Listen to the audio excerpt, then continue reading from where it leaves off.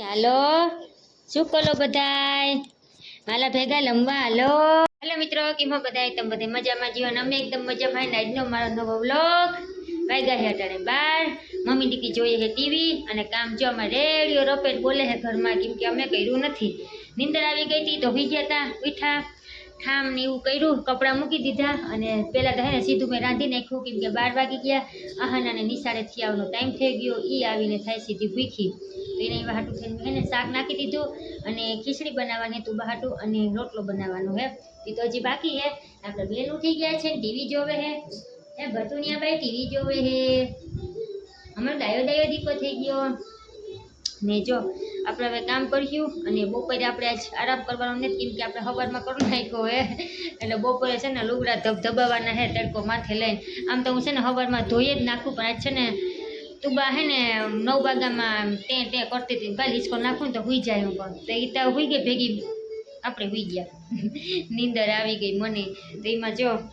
મોડા ઉઠ્યા અને કામે મોડું થઈ ગયું અને આખરી મેં હજી શાક જ નાખ્યું ને હવે કામ તો બધું બાકી છે પણ આહાન આવે નિહાળેથી એને ખવડાવલો પીરલો પછી આપણે ઘરમાં નવીન કામ થાય ખાઈ પી લે ને બપોરે તો કેમ કે બપોરે બે બેનું હુઈ જાય ને તો પછી આડા ન આવે તો આપણું કામ છે ને ઝટઝટ થઈ જાય એ વાટું થઈ જવા લુગડાનો ઢગલો કરી રાખ્યો હે ધોવાનો બાકી ને ઘર દેખાડ્યા જેવું ને તો ટાણે હું રાંધતી હતી ને તો તુબાઈ હે ને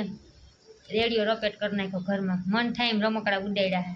મારું ઘરને જ દેખાડું તમને મેં છે ને ગવારનું બટેકાનું શાક નાખી દીધું બેટાણાનું ભેગું બેટાણાનું એમ નાખ્યું કે સાંજે આપણે રોજો ખોલીને હું તો જો કે ખાતી જ નથી મને તો ભાવે જ નહીં પૂરું થઈ જાય રોજો ખોલાઈ જાય શરબત પીવાઈ જાય એટલે પણ થોડું ઘણું તો એ રાંધવું તો પડે જ છોકરી હાટું થઈને ને જાજુ કરીએ તો વધી પડે ને થોડુંક કરીએ તો ઘટે એના જેવું હોય એ વાટું થઈને મેં હે ને અટાણે સમજી વિચારી અને શાક કરતી હતી ને તો મેં થોડુંક વધારે નાખી દીધું હું ખાંજે પછી ઉપાડી નહીં ખાંજે પછી બીજું કંઈક સાઈડમાં રોટલી કરવાની જીરી એ વાટું થઈને હે ને શાક અટાણ કરી નાખ્યું ને એ મેં કરી નાખ્યું ને કે એનું બીજું કારણ હે હમણાં ઈરાન ને ઇઝરાયલ વચ્ચે બંનેનું થાય છે યુદ્ધની શરૂઆત થઈ ગઈ છે બંને વચ્ચે વેશમાં મરાઈ ગયા ભારતવાળાને તો ખબર નહીં હું મરાઈ ગઈ કેમ કે અમારે હે ને બાટલો પૂરો થઈ ગયો મિત્રો હું કરું મારે એમાં હે ને અમારે 2 બોટલ છે ને અમારે છે ને અહીંયા દરેડનું કનેક્શન નથી તો અમે છે ને આ જે રિક્ષાવાળો ઇન્ડિયનવાળો નીકળતો હોય ને અમે કહીએ તો વારે વખતે હે ને બાટલો ઉતારતો જાય તો એક બાટલો તમારે આમે પૂરો થઈ ગયો તો પછી મેં બીજો સડાવી દીધો ને એક તો ખાલી પડ્યો હતો બીજો આ તુબા માંડી પડીને એમાં મને યાદ ન રહ્યું કે કેટલા મહિના થયા અમારો બાટલો 2-2.5 મહિના હાલે એમાં મને છે ને ટેન્શનમાં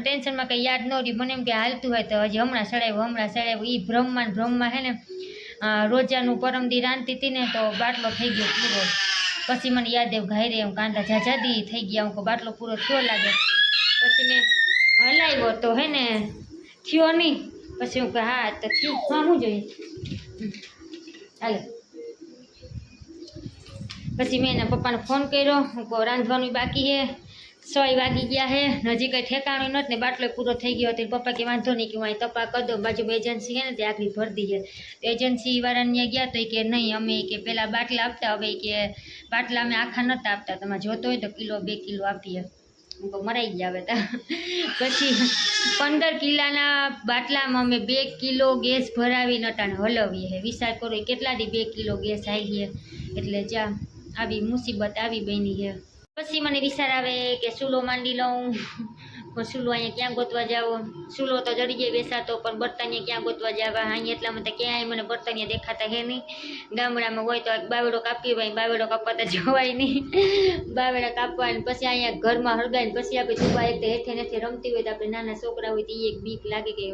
કેમ કરવું ને આમે આપણે કે ચૂલા તો માંડવાના હે નહીં ભાડાના મકાનમાં રહેતા હોય કે ધુવાડા કરી કોઈના ઘર થોડા બગાડાતા એ છે તો 2 કિલો ચોટાણે તો ભરાયો હે જેટલું હાલે એટલું ને ભારતમાંથી કંઈક મુસીબત આવીને ઊભી જ હોય બલાયું વેસમાં ખબર ન કોરોના આવ્યો તો કેવા ધંધે લગાડી દીધા હતા બાપરે બાપ કેવું હતું તે દીધા મમરાને કોથળી નથી જડતી વેસાતી બધાય ઘેર દુકાન ધંધા બંધા બધાય મૂકીને આખો દી ઘરમાં ને શું કહેવાય ત્યાં મને યાદ છે કે અમે મમરાની થેલી છે ને 70-80 રૂપિયાની લીધી હતી તેથી તમે પોરબંદર રહેતા લોકડાઉન પડ્યું હતું ને તેથી અનાજ કરિયાણાની દુકાનો બધી બંધ. એ તો પછી રહીને થોડા દી પછી ત્યાં ઘંટી ને અનાજ કરિયાણું ને દૂધ ને છાશ ને બધું ખુલી ગયું હતું. પછી લોકડાઉન પડ્યું ને ત્યાં તો બધુંય બંધ થઈ ગયું હતું. કંઈ એટલે કંઈ જડતું નહોતું. ઘરમાં જીના ઘરમાં જેટલું હતું ને બસ એટલું જ રાશન પાણી હતું, બાકી બહારથી તો કંઈ મળતું જ નહોતું. ને હવે અટાણે ઘરમાં રાશન પાણી બધું છે પણ રાંધું કીમાં ગેસ જ ને. અટાણે તો યાદ આવે પડી ગેસની લાઈન હોત તો કેવી કાંઈ આવત, પણ હવે અહીંયા તો ગેસની લાઈનની કે સગવડ છે નહીં. હા બેન આવી ગયા જો આપણા હાના બેન નિશાળેથી. બોલો 5:30 વાગ્યા હે ને બેનને મોકલાતા દુકાને થોડું ઘણું લેવા, તો પેપ્સી લઈને આવ્યા હે. હા દાળિયા ખાઈ છે ને હું અહીંયા બનાવું હું ફાલુદો. તો જો દૂધ ગરમ કરી મૂક્યું છે ને અહીંયા પલાળી છે મેં ફાલુદાનું પેકેટ હતું. આને મોટી હતી ને દુકાને તો લઈએ તો એકા થાળીમાં ફૂલ લઈ આવી ને કાં ફાલુદાનું પેકેટ લઈ આવી. તો પહેલાં દૂધને ગરમ કરવાનું, દૂધ ગરમ થઈ જાય પછી આને 5-7 મિનિટ પાણીમાં પલાળીને રાખવાનું. એટલે આમાં તકમોરિયા હોય ને રસર ફૂલી જાય પાણીમાં.